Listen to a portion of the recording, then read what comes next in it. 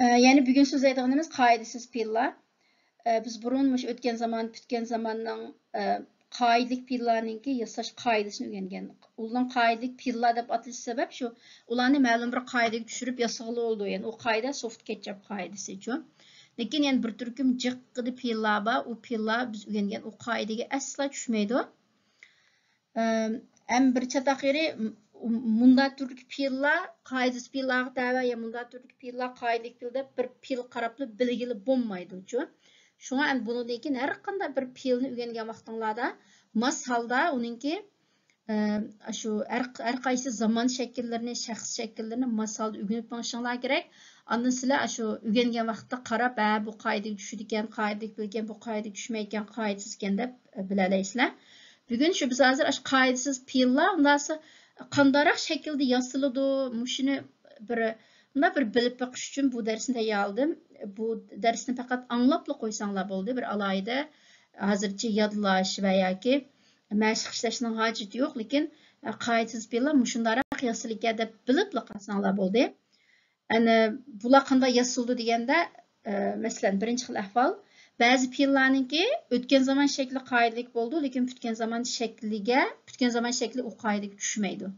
Masalan, banin degan cheklash degandek ma'noda buning o'tgan zamon shakli bandi deb ash qoidaga tushadi, lekin putgan zamon xibannin. Asli qoida bo'yicha xiband bo'lishi kerakdi, lekin afsus unda bo'lmaydi. Bu guruhga tava bo'lgan fe'llar mushu, masalan, bakkın, baktı, xibakkın degandek. Ondan ikkinchi bir xil ahvol i harfini o'z ichiga olgan ba'zi qoidasiz fe'llarninki o'tgan zamon shakli i'ga o'zgaraydi, putgan zamon shakli o'ga o'zgaraydi. Masalan, bidirf and bidorfin degandek. Buni bir qoidaga tushmaydigan ahvol. Yani üçüncü xil ahvol ba'zi fe'llarninki o'tgan zamon shakli lang o, uzun so'ziq tovushli o, putgan zamon shakli qisqa so'ziq tovushli o'ga o'zgaraydi. Masalan, bidreyxin, bidroxin degandek. Yani bu qoidaga tushadigan fe'llar shu. Yani to'rtinchi xil ahvol i harfini o'z ichiga olgan ba'zi qoidasiz fe'llarning o'tgan zamon va putgan zamon shakli o'ga o'zgaraydi. Masalan, bixinnin o'rgangan to'q boshlash degan ma'noda buning o'tgan zamon bixon, putgan zamon bixonnin o'ga o'zgarib ketdi. Yani bu qoidaga tushadigan fe'llarimiz ostidagi fe'llar shu. Ey harfini o'z ichiga olgan ba'zi qoidasiz fe'llarning o'tgan zamon shakli ey, putgan zamon shakli i'ga o'zgaraydi. Masalan, raydin, reyd, xireydin. Beytin, beyt, xibeytin. Bileykin, bilek, xibileykin degandek. Bu qoidaga tushadigan bütün fe'llar shu. Ondan i harfini o'z ichiga olgan yana ba'zi qoidasiz fe'llar o'tgan putgan zamon shakli o'ga o'zgaraydi. Masalan, birxin, bo'ruq, xiborxin degandek. Ondan yana i harfini o'z ichiga olgan ba'zi qoidasiz fe'llarning o'tgan zamon shakli a, putgan zamon shakli o'ga o'zgaraydi. Masalan, befeylin, befal, befolen deb butunlay o'zgarib ketib bordi hozircha. Yana bir xil ahvol, yani i harfini o'z ichiga olgan ba'zi qoidasiz fe'llarninki o'tgan zamon shakli a, putgan zamon shakli i'ga o'zgaraydi. Masalan, bidin, bat, xibeydin. Lichen, lach, xileyxin degandek. Ondan a harfini o'z ichiga olgan ba'zi qoidasiz fe'llarning o'tgan zamon shakli e'ga, putgan zamon shakli a. Masalan, latin, let, xilatin, silapin, silip, xisilapin. Yana bir xil ahvol i harfini o'z ichiga olgan ba'zi qoidasiz fe'llarninki o'tgan zamon shakli uzun so'ziq tovushliq o, putgan zamon shakli qisqa so'ziq tovushliq o. Masalan, bavxin, ta'zim qilmoq, bo'x, bo'xin degandek. Bunga tushadigan qoidadagi fe'llar boshqa misollar ostidagi. Ondan yana ba'zi qoidasiz fe'llarning o'tgan va putgan zamon shakliga seyhati, yani ma'u qo'shma uzuk tovush qo'shildi. Masalan, brengen, bracht, gebracht debchi. Bunu butunlay o'zgarib ketib bordi. Kopen o'tgan soat o'rgangan tuqqi bir situlish, kocht, gekocht, denken, o'ylash, dacht, gedacht deb. Ondan A harfini öz içine algan bazı qaydasiz fe'illarninki o'tgan zaman shakli u, o'tgan zaman shakli A'ga o'zgaradi. Masalan, drachen, druch, gedragen. Fahren, vroeg, gevragen degandek. Ondan I harfini öz içine algan bazı qaydasiz fe'illarninki o'tgan zaman shakli A'ga, o'tgan zaman shakli I'ga o'zgaradi. Masalan, lesen o'rgangandik, o'qish, las, gelezen. Ik las, ik heb gelezen. Eten, at, gegeten. Geven, bunu o'rgangan fe'lni bermek, gaf, gegeven degandek. Anda A harfini öz içine algan yani bazı qaydasiz fe'illarning o'tgan zaman shakli I'ga, o'tgan zaman shakli A'ga o'zgaradi. Masalan, hangen, hing, gehangen. Andiyan A harfini öz içine algan bazı qaydasiz fe'illar yani U'ga o'zgaradi. Lekin ularning o'tgan zaman shakli qoidalik bo'ldi. Masalan, yaxin, ovlash, yuh, bunun o'tgan zaman shakli, lekin o'tgan zaman shakli xiyaxdek. Bu qoidaga tushadi. Mushtar fe'illarmi bor. Masalan, fragen, so'rash, fruh, o'tgan zaman shakli, uning o'tgan zaman shakli gefracht deb yana qoidaga tushadi. Anda agar ba'zi fe'illarda u harfi bo'lib qolsa, u chog'da uning o'tgan zaman shakli i'ga, o'tgan zaman shakli o'ga o'zgaradi. Masalan, lopen, mangmaq, uning o'tgan zaman shakli lieb, o'tgan zaman shakli gelopen.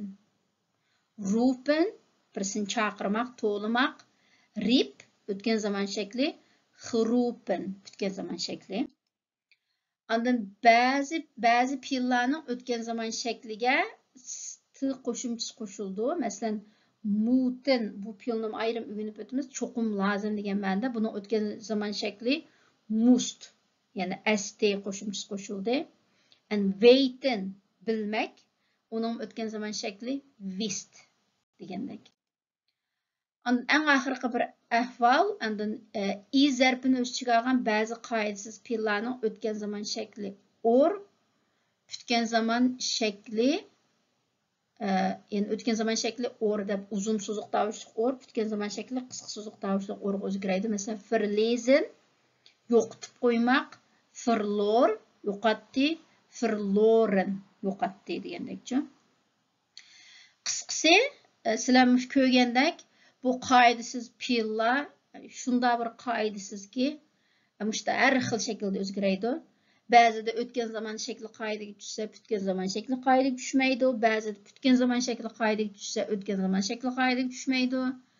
Ba'zida i harfi bir fe'lda i harfi bo'lsa, o'rga o'zgarsa, yana bir yerda u fe'lning o'xshash i harfi bo'lsa, a'ga o'zgaradi degandek. Shunga buning ismi jismiga loyiq qoidasiz fe'l, qoidaga tushmayotgan, o'zi qanday turlangiz kelsa shunday turlanadigan bosh-boshdoq fe'llar. Endi bularni hammani eslab tutilishingning asla hojati yo'q. Normalda kitoblarda shu ko'p ishlatiladigan qoidasiz fe'llarning har xil zaman shakllari turlangan jadvallar bo'ladi. Men sizlarga bir qancha misollarni keldim. Lekin eng yaxshi usul shu. Bundan keyin har qachon bir fe'lni o'rgangan vaqtinglarda mas holda har qaysi zaman shakllarini o'rganib menish, sizlar hozir bir qoidaning borligini bilgandan keyin, shunga masalan lopen deb bir fe'lni o'rgandik. Fe'l, buningki har qaysi shaxs shakli bo'ladi, zaman shakli bo'ladi, o'tgan zaman shakli qandaydir, o'tgan zaman shakli qandaydir, qoidalikmidi, qoidasimi deb mas holda o'rganib bo'lsanglar, bunday jadvallarni yodlashning hojati yo'q, ham bunday jadvallarni yodlashmi oson emas-ku. Andan hozir internet, Google shunda nima bo'lib ketdi-ku, qo'llanishchan. Shu odatda har qanday bir fe'lni ma'nosi nima deb ham kirgizsanglar, o'tgan soatlik darsdami shu lug'at aqtuganda shaklini ko'rsatib qo'ygandim. Sizlar Google'dan yoki Fondali maxsus shu jiqqida til lug'atlari bor bir nashriyat Gollandiyadagi. Mesela işte lug'atlar qarasanglar, agar bir so'zning so'z turkumi fe'l bo'ldi ekan, mas holda uningki o'tgan zaman shakli, o'tgan zaman shakli mas holda birilgan bo'ladi. Agar bir söz türkümü ism bo'ldi ekan, mas holda uningki the article kelamdi, head article kelamdi, ko'plik shakli qanda, kichigiltirilgan shakli qanda deb mas holda berilgan bo'ldi-ku. Şuna hem de işte ügünüş usulümüzni biz işte maslashtirishimiz kerak.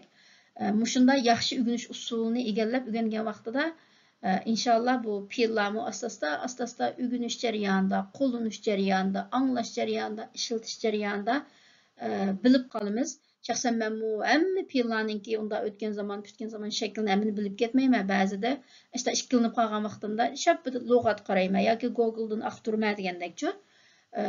İşte ügünüp mağama hem de bu til hem de ben bu Gollandiya kelgili 15 yıl oğunu bilen hem de her günü ügünüş basqıçıda nima degan bilan özümüzden antil olmagandan keyin hatta özümüzden antilni bir ügünüşimiz to'g'ri keldi-ku.